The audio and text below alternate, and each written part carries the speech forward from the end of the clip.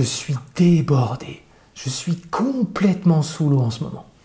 Cette phrase, tu as dû te la répéter 10 fois si tu es entrepreneur ou CEO d'une startup.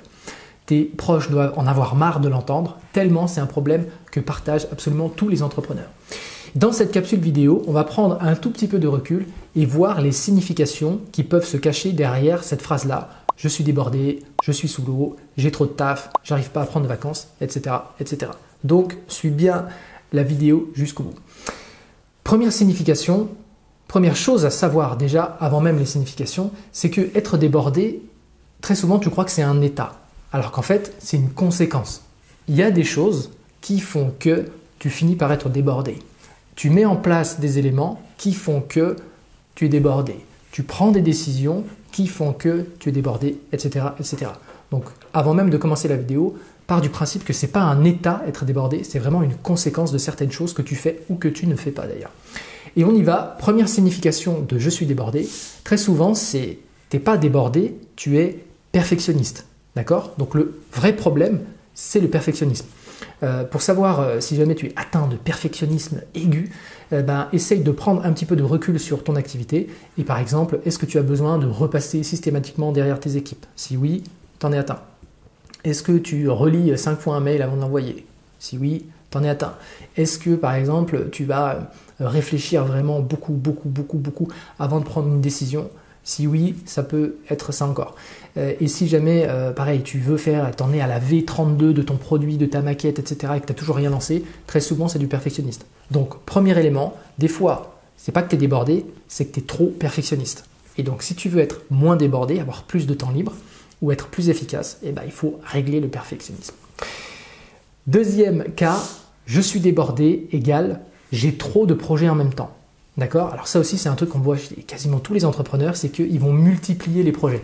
D'accord? Donc au lieu d'avoir, je sais pas, 3 projets ou 4 projets, tu vas en avoir 21. Donc c'est comme si tu as 21 dossiers ouverts et aucun n'est terminé. Donc en fait, tu vas ouvrir des nouvelles actions, ouvrir des nouveaux projets, tu ne les termines jamais, ce qui fait qu'au bout d'un moment, tu es complètement sous l'eau à cause du nombre de projets et du nombre d'actions que tu as lancées et que tu n'as pas terminé. Donc dans ce cas-là, c'est pas que tu es débordé, c'est que tu as trop de projets, trop de batailles en même temps. Ok? Donc fais attention à ça. Ce qui nous mène à la troisième signification possible, c'est pas je suis débordé, mais j'arrive pas à prioriser.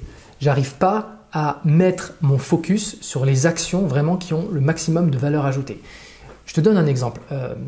Les to-do list des entrepreneurs, des CEO, des dirigeants, c'est souvent tu peux avoir 50 ou 100 actions. D'accord? Donc tu vas avoir une to-do list de 50 actions, mais sur ces 50 actions, tu as certaines actions qui, à un instant T, ont beaucoup de valeur, vont apporter beaucoup de valeur à ton entreprise, vont faire avancer ton entreprise, vont créer de la croissance dans ton entreprise. Et certaines de ces actions sont secondaires, et certaines de ces actions sont tertiaires, 3, 4, 5, et il y a même dans le tas, beaucoup d'actions qui ne servent quasiment à rien. D'accord? Donc très souvent, c'est pas que tu es débordé, c'est que tu as du mal à identifier les actions qui ont beaucoup de valeur ajoutée et celles qui sont secondaires. Ok? Donc, on récapitule. Tu es sous l'eau, ça se trouve c'est normal, mais prends garde à ces 3 choses. 1. Peut-être que c'est du perfectionnisme et pas le fait que tu sois débordé. 2. Tu as peut-être trop de batailles en même temps. Et 3. Tu as peut-être encore pas l'œil affûté pour repérer ce qui a de la valeur et ce qui en a moins. Et enfin, dernière petite chose, déjà mets un petit like pour soutenir cette chaîne si ça t'a plu, partage ça également, publie ça sur les réseaux, etc. Et abonne-toi à cette chaîne.